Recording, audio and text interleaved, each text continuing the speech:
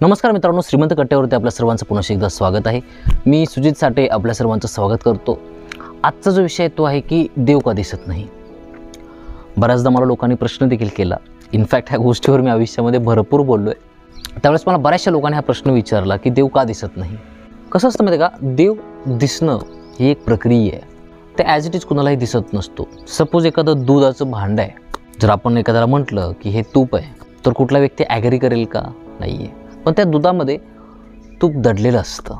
पण त्या दुधाला ज्यावेळेस आपण प्रक्रिया करतो, ज्यावेळेस एका विशिष्ट प्रक्रियेमधून ते दूध जातं ना, त्यावेळेस मग ते तूप बनत असतं। त्याच पद्धतीनं आपल्या पण आयुष्यामध्ये आपल्याला बऱ्याचशा प्रक्रियेमधून जावं लागत असतं। त्यावेळेस मग आपल्याला ती अनुभूती होत असते। त्यावेळेस मग एक्झॅक्टली आपल्याला कळायला लागत असतं की देव काय आहे, देव का दिसत नाही।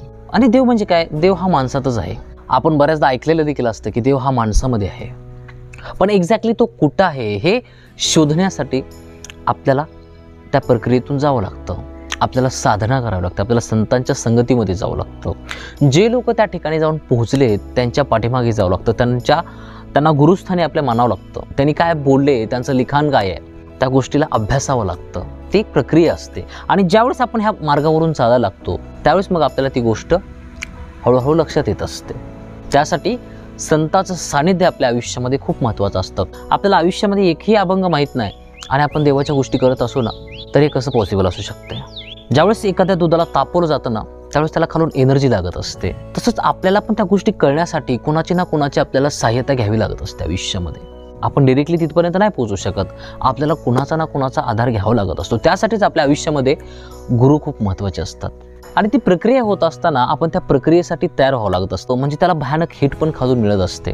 असं नाही की ते लगेच असंच ॲज इट इज वाऱ्याने तापले। त्याला प्रचंड तापमान सहन करावं लागतो। प्रचंड एक विषम स्थितीतून जावं लागतं। आपलं आयुष्य आपल्याला एकीकडे नेत असतं आणि आपण थांबून त्या गोष्टीचा विचार करत असतो, त्या गोष्टीला समजून घेत असतो।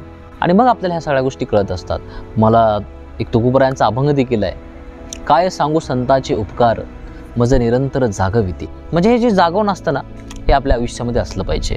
आपल्याला सतत कोणी ना कोणी जागा केलं पाहिजे।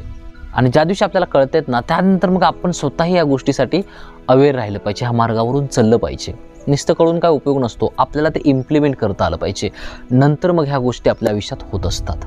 मी काल का परवाच एक वाक्य ऐकलं होतं, मनुष्य स्वतः हुआ भगवान है और भगवान जागता हुआ इंसान है।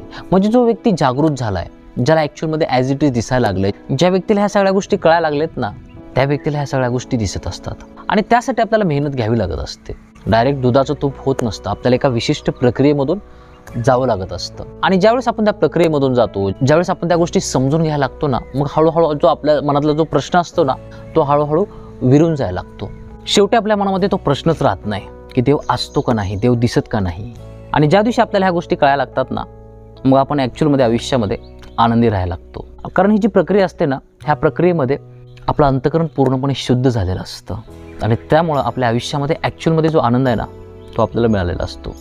आय होप की आज माझ्याकडून तुम्हाला बऱ्यापैकी ऐकायला मिळालं असेल। जर गोष्टी आवडल्या असतील तर तुम्ही कमेंट बॉक्समध्ये मेन्शन करू शकता।